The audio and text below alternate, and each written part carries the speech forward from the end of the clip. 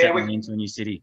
Yeah, we got down there and everybody got to know each other, and Chris pulled everybody together. We all come from around the world, New Zealand, New Guinea, obviously with Marcus, and all over Australia, come together. And he was really big on bringing people together. So we, the first week I was east, that's why he said I had to be down for the Friday, because we had to go to horse races on the Saturday, which was Derby Day. And we had to go to Melbourne Cup on the Tuesday and Oaks Day on the Thursday. He wanted to get the party rolling. And we got down there and started straight away and bonded like that. And then we were all living together all around these areas, and no one knew us at all. And we were running in the heat, and we went to Puckapunyal Army Camp up there for our inaugural boot camp. And I've got a photo somewhere, and I was just this overweight 21-year-old kid with a big pot belly. And then I was running with Nick Gow and Robbie Kearns and Danny Williams, an established first grader at the time, and they were all fit as a fiddle. And I remember going, what have I got myself into here? Yeah. But they've always made you accommodating, and they accommodated us and helped us out. And then late in 97, just before the season started, we all went out to a pub in Toorak Road or something, what it was, and we got in a big punch-up down there. Oh, really? And, so the police come to training early in the week, and I'm sitting there like there's a couple of us in there. Yeah. Policeman walking, he said, listen, you're new to town, people are going to want to punch on all the time, and it's not the best way to bring a new franchise to the city of Melbourne. Yeah. And we've been punching on and in the streets. I won't dob anyone in these days, but I don't mind dobbing myself in. But we're down there mucking around with a couple of locals. Yeah. We didn't do too well out of it, actually. I got a couple of stitches and a black eye. So really? Wow. That was usually save that for on field. Yeah, we got a bit outnumbered. It was probably 10 on about 2 or 3, but we still had a go. But so that was our initiation to Melbourne. I was like, wow. And then we were going to the races and starting down there. But like I was walking down the street and with Rodney Howe, and he was playing great football and a big, muscular, massive human. And I remember just like being in awe of him. But people saw us in the Storm shirts and saying, are you the new Storm team? And I go, oh, these guys play first grade, but I haven't played first grade. And that went on for, a few months and learning to like I come from, as I said, the western suburbs of Sydney. So I had one pair of blue jeans and probably some Ugg boots and no T-shirts. And Melbourne had a culture of drinking coffee, wearing black, and going out and hanging on Chapel Street or Bridge Road. And I used to hang out in Liverpool at the train station. And I'd never seen anything like this in King's Cross in Sydney. So that's all I've been experienced to. Yeah. So coming down here was a real eye-opener. And I sat back and learned and listened to people like Tarawa Nickau, Robbie Kearns, Howie, and those type of guys who've been there. And it was phenomenal that we come down and we were accepted down here. That's awesome. Pretty quickly, I'd say. And embraced pretty quickly. Melbourne got behind you guys right away. Yeah, we did. We got on the paper, and the media was pretty good to us down here.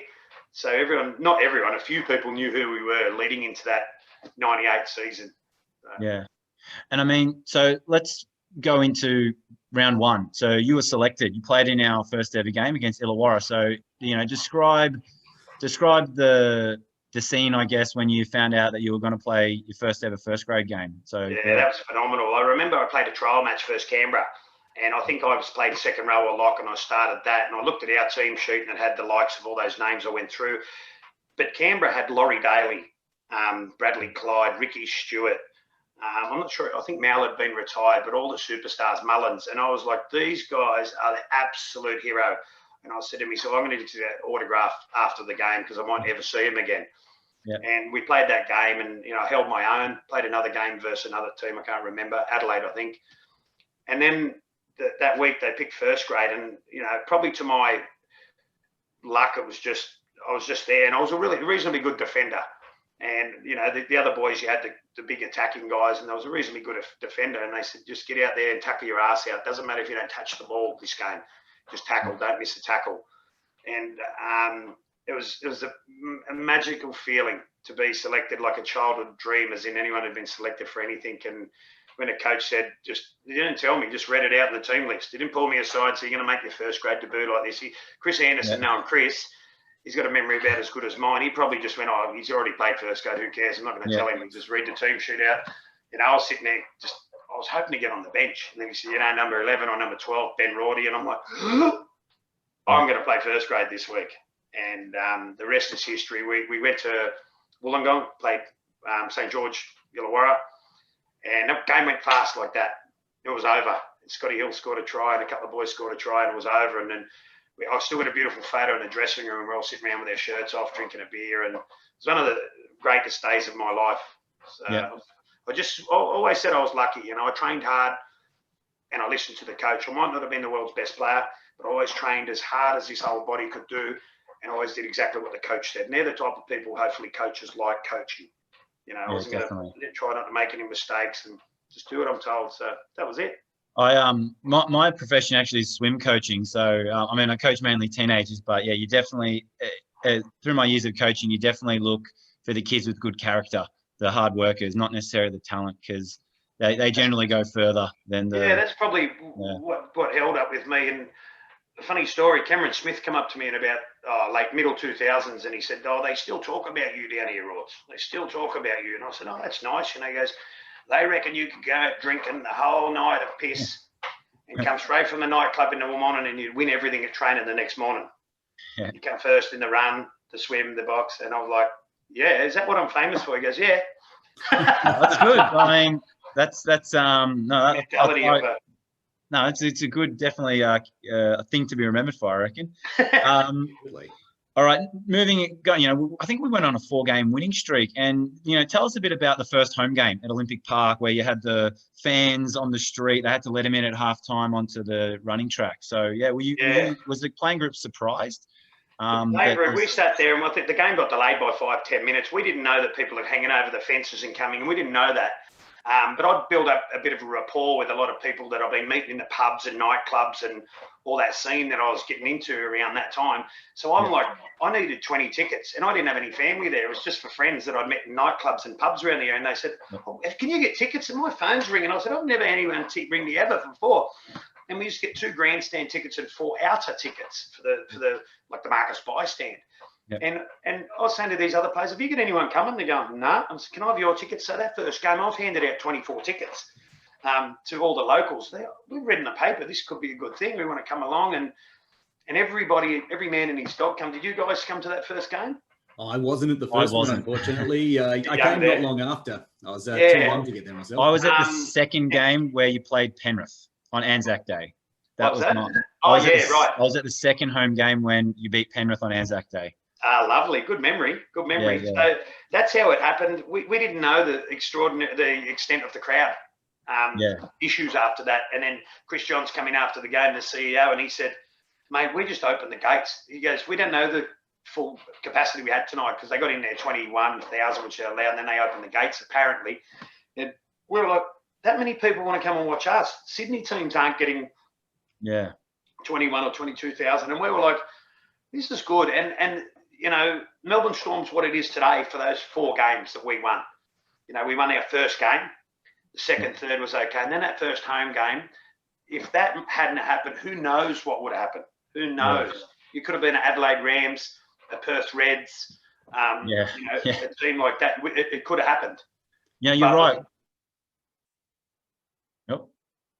Yeah. Make a very good point there, Ben. And that's actually something that Michael has said in the past, because we did a little segment throughout the year on clubs that had come and gone like that. And he actually made the point that all of them had a good start with the crowds. All of them looked promising at first, and they just fizzed because their first couple of seasons couldn't quite match Exactly right. You guys made sure we were a success. The fans are fickle people. We're all fickle people. Melbourne fans historically are great as well, sticking by their teams and love sport. So that was probably an advantage Melbourne had over your Adelaide or your Western Reds and other teams. So that was probably what we had here. And we delivered what we knew we could deliver. But you look around that field, you had Lazarus, Kearns. Yeah, we had a lot of internationals, you know what I mean? Yeah. Eventually Kamali and Scotty Hill, Marcus Buy and Robbie Ross. And we had a good little team there. I want to drill down a bit into that before you press on, Michael. At what point did you start to realise that you're actually playing in what was a really good team? Because nobody really knew what we were going to be. We'd been thrown together from a lot of different clubs. A fair few Hunter Mariners players had come down. Obviously, Lazarus was a legend from Queensland, but we'd had New Zealand internationals. What point did you look around and go, this is actually a really good team and we're going to win a lot of games? Yeah, probably halfway through the season. We would have been sitting about 3rd or 4th in the first year, maybe 5th. And I started thinking, we might get to the semis this first year. And that was a dream. Like, as if you're going to get to the semis in this team that just got thrown together. And then we were like, as a group, we were, the older guys are still saying positive, keep your head there. And I was just thinking semi-finals, get to play in front of big crowds at the footy stadium. Being a youngster coming in there. But we had some, cool, calm, collected blokes. You looked at Lazarus and he's big old grumpy. I love Lazarus, but a big old grumpy Lazarus walking around, oh, what are we doing today? And then once training started, he machine. And so was Nick Howe and eventually Kearney come in 99. But those guys just to switch on. So that, pull your head in.